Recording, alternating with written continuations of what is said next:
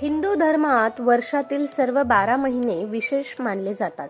वर्षातील सर्व महिने कोणत्या ना कोणत्या देवतेला समर्पित असतात. त्यापैकीच एक महत्त्वाचा महिना म्हणजे मार्गशीर्ष महिना. मार्गशीर्ष महिना हा 21 नोव्हेंबर पासून सुरू होत आहे. या महिन्यात गुरुवारी महालक्ष्मी पूजेचं विशेष महत्त्व असतं.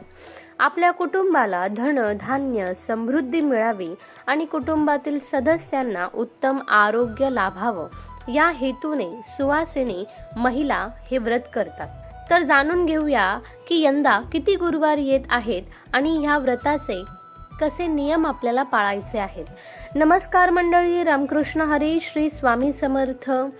आज आपण आपल्या या नवीन व्हिडिओमध्ये तुमच्या सर्वांचं मनापासून स्वागत करते आणि या व्हिडिओमध्ये आज आपण जाणून घेणार आहोत की येणाऱ्या या गुरुवारच्या व्रताची कशा प्रकारे आपण पूजाविधी करायची आहे, या महिन्यामध्ये किती गुरुवार येणार आहेत, त्याचप्रमाणे उद्यापन कशा प्रकारे करायचं आहे हे आपण आज या व्हिडिओमधून जाणून घेणार आहोत.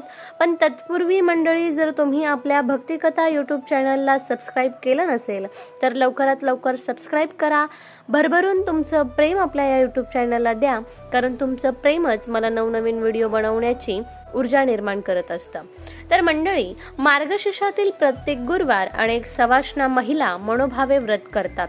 देवी महालक्ष्मीची पूजा आराधना या दिवशी गुरुवारी केली जाते. कुटुंबात सौख्य समाधान नांदावं या इच्छेने हे व्रत केलं जातं. मार्गशीर्ष महिन्यातील पहिल्या गुरुवारपासून हे व्रत धरलं जातं. या व्रताच्या दिवशी घट स्थापन करून शास्त्रोक्त पूजा केली जाते. तर मार्गशीर्ष महिन्यातील शेवटच्या गुरुवारी व्रताचे उद्यापन केलं जातं. यंदा 2025 मध्ये मार्गशीर्ष महिना 21 नोव्हेंबर पासून सुरू होत आहे. या महिन्याचा पहिला गुरुवार हा 27 नोव्हेंबरला आहे.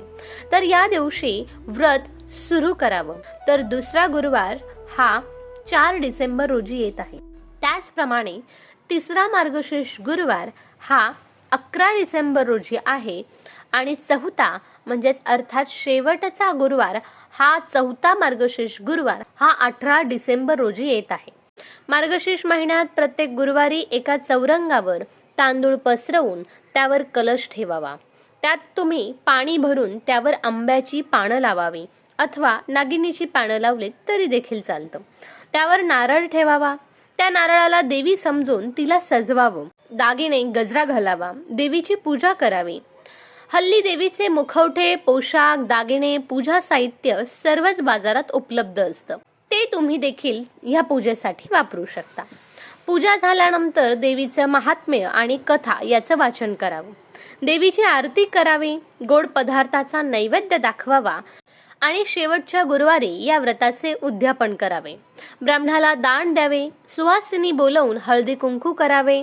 अथवा मार्गशीर्ष महिन्यामध्ये तुम्ही 9 कन्या 5 कन्या ह्या कन्यांना देखील भोजन किंवा महाप्रसाद तुम्ही देऊ शकता. उद्यापनाच्या दिवशी तुम्ही खीरपुरीचा नैवेद्य देवीला अर्पण करू शकता.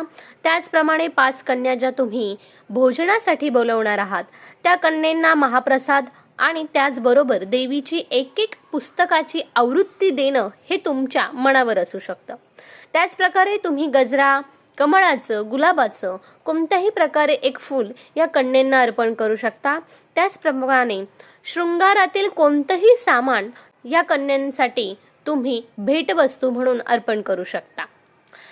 तुम्हाला हवं त्याप्रमाणे तुम्ही उद्यापन साग्र संगीतपणे पार पाडू शकता. हे सर्व केल्यानंतर मनातील सर्व इच्छा पूर्ण करण्याच्या हेतूने श्री महालक्ष्मी व्रत करण्याची पद्धत आहे. या व्रताची सुरुवात मार्गशीर्ष मासातील पहिल्या गुरुवारी होते आणि शेवटच्या गुरुवारी उद्यापन केलं जातं.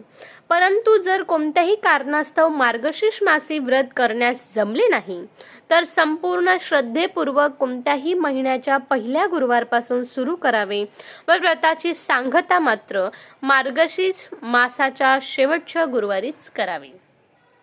तर मंडळी, अशा प्रकारे तुम्ही या गुरुवारच्या व्रताची पूजा विधी जाणून घेतलेली आहे. अशा प्रकारे तुम्हाला सुइच्छित सुनियोजित ज्या प्रकारे ही पूजा तुम्हाला भक्तिभावाने करता येत असेल त्या भक्तिभावाने तुम्ही ही पूजा करू शकता. लक्ष्मी मातेला तुम्ही तुमच्या घरी येण्याचं आव्हान करू शकता आणि माता लक्ष्मीला तुम्ही तुमच्या घरी सुख, समृद्धी, संपत्ती, ऐश्वर्य नांदण्याची प्रार्थना करू शकता. अशा प्रकारे ह्या मार्गशीर्ष गुरुवारच्या पूजेची विधी तुम्हाला समजली असेल अशी आशा करते आणि या व्हिडिओसाठी एवढंच घेऊन थांबते. नक्की भेटू पुढच्या व्हिडिओमध्ये. रामकृष्ण हरी. श्री स्वामी समर्थ.